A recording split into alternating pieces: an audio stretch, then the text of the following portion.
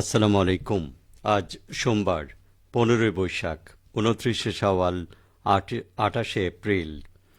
বাংলাদেশ বেতার রাজশাহী স্থানীয় সংবাদ পড়ছি আব্দুর রহমান মাসুম। দ্বন্দ্বে কোনো আনন্দ নাই, আপোষ করো ভাই, লিগ্যাল এইড আছে পাশে, কোনো চিন্তা নাই। এই প্রতিপাদ্যে রাজশাহী জেলা লিগ্যাল এইড কমিটির আয়োজনে জাতীয় আইনগত সহায়তা দিবসের তাৎপর্য শীর্ষক আলোচনা সভা অনুষ্ঠিত হবে আজ। নগরীর সিজিএম আদালতের সম্মেলন কক্ষে দিবসে তাৎপর্য শীর্ষক আলোচনা সভায় সভাপতিত্ব করবেন রাজশাহী জেলা লিগ্যাল এইড কমিটির চেয়ারম্যান এবং সিনিয়র জেলা দায়রা জজ গোলকচন্দ্র বিশ্বাস।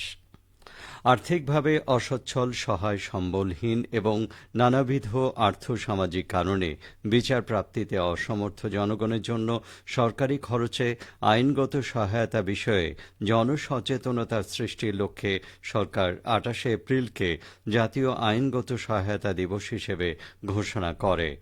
সরকার 2013 সাল থেকে দিবসটিকে জাতীয় আইনগত সহায়তা দিবস হিসেবে উদযাপন করে আসছে।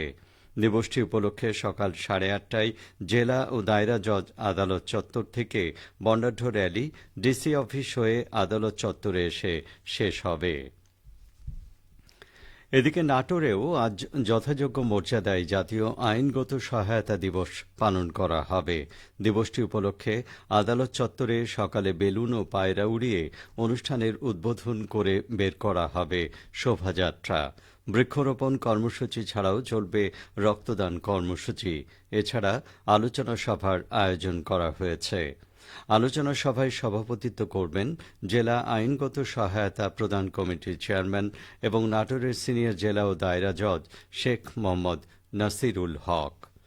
সিনিয়র সহকারী জজ ও জেলা লিগ্যাল এইড অফিসার ইসমতারা তুষি জানান, বিনামূল্যে সরকারের আইনগত সহায়তা প্রদানের পরিধি বৃদ্ধিতে দিবসটি সচেতনতা সৃষ্টিতে সহায়ক ভূমিকা পালন করবে। বগুড়া পৌরসভাকে সিটি কর্পোরেশনে রূপান্তরের আনুষ্ঠানিক প্রক্রিয়া শুরু হয়েছে।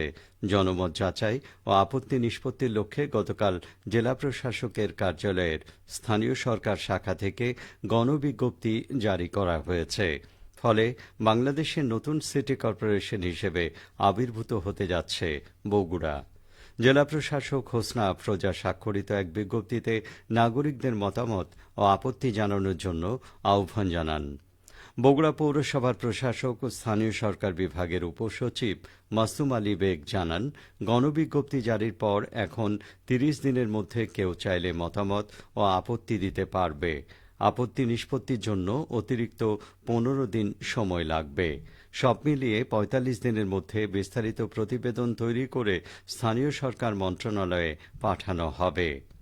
চলতি বছরের 28 ফেব্রুয়ারি জেলা প্রশাসনের পক্ষ থেকে বগুড়া সিটি কর্পোরেশন গঠনের জন্য স্থানীয় সরকার বিভাগে একটি প্রাথমিক প্রস্তাবনা পাঠানো হয়। এরপর 10 এপ্রিল স্থানীয় সরকার মন্ত্রণালয়ের সিটি কর্পোরেশন 2 শাখা থেকে গণবিজ্ঞপ্তি প্রকাশের অনুমতি দেয়া হয়। জেলা প্রশাসক হোসনা আফরোজা জানান, সিটি কর্পোরেশনের সীমানা চূড়ান্ত করতে মৌজাভিত্তিক কার্যক্রম চলমান রয়েছে। পৌরসভাটি 1876 সালে প্রতিষ্ঠিত হয়।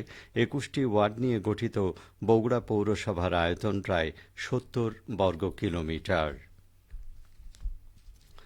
পুনর্খননে প্রাণ ফিরেছে বগুড়া জেলার মধ্য দিয়ে প্রবাহমান করতোয়া নদীর। এই নদীর বগুড়া অংশের 123 কিলোমিটারের মধ্যে নির্ধারিত প্রায় 27 কিলোমিটার পুনর্খনন কাজ সম্পন্ন হয়েছে।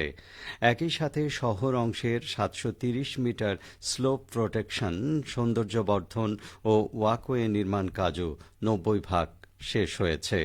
জুনের আগেই পুরোপুরি নদীর পুনর্খনন এবং ওয়াকওয়ে ব্যবহার ও সৌন্দর্যবর্ধন উপভোগ করতে পারবেন বগুড়াবাসী। বগুড়া পানি উন্নয়ন বোর্ড সূত্রে জানা গেছে, দখল দূষণের কবলে পড়া প্রায় 47 কোটি 13 লাখ টাকা ব্যয়ে বগুড়া জেলা প্রশাসকের কার্যালয় ও তৎসংলগ্ন এলাকায় করতোয়া নদী পুনর্খনন ও ডান তীরে স্লোপ প্রোটেকশন প্রকল্পটি অনুমোদন হয়। খেলার খবর ক্রিকেট। বগুড়া জেলা ক্রীড়া সংস্থার আয়োজনে শহীদ চান্দু স্টেডিয়ামে অনুষ্ঠানরত ডিএসএ কাপ টি-20 ক্রিকেট টুর্নামেন্টে দুটি খেলায় মালতীনগর ওয়ারিয়র্স এবং ব্রাইট স্টার ক্লাব বিজয়ী হয়েছে। গতকাল প্রথম ম্যাচে ইয়াং এক্সপ্রেসকে 29 রানে হারায় ব্রাইট স্টার ক্লাব, আর দ্বিতীয় ম্যাচে 9 উইকেটে বিশাল ব্যবধানে সূত্রাপুর কিংসকে পরাজিত করে মালতীনগর ওয়ারিয়র্স। দিনের প্রথম খেলায় টসে জিতে ব্রাইট স্টার ক্লাব 9 উইকেটে 144 রান করে। জবাবে ইয়াং এক্সপ্রেস সবকটি উইকেট হারিয়ে সংগ্রহ করে 115 রান। দিনের অপর ম্যাচে মালতীনগর ওয়ারিয়র্সের বিপক্ষে টস জিতে সূত্রাপুর কিংস প্রথমে ব্যাট করে সবকটি উইকেট হারিয়ে 119 রান করে। জবাবে 15.2 ওভারে 9 উইকেট হাতে রেখেই জয় নিশ্চিত করে মালতীনগর ওয়ারিয়র্স। ম্যাচ শেষে বিজয়ীদের মাঝে পুরস্কার বিতরণ করা হয়। এ সময় জেলা ক্রীড়া সংস্থার প্রতিনিধিরা উপস্থিত ছিলেন। সবশেষে আবহাওয়া। আজ সকাল 6টায় রাজশাহীতে তাপমাত্রা ছিল 25.5 ডিগ্রি সেলসিয়াস। সে সময় বাতাসে আর্দ্রতার পরিমাণ ছিল 90%। রাজশাহী ও পার্শ্ববর্তী এলাকায় আজ সূর্যোদয় হয়েছে ভোর 5টা 32 মিনিটে, সূর্যাস্ত সন্ধে 6টা 33 মিনিটে। সংবাদ শেষ হল। আমাদের পরবর্তী স্থানীয় সংবাদ দুপুর 12টা 10 মিনিটে।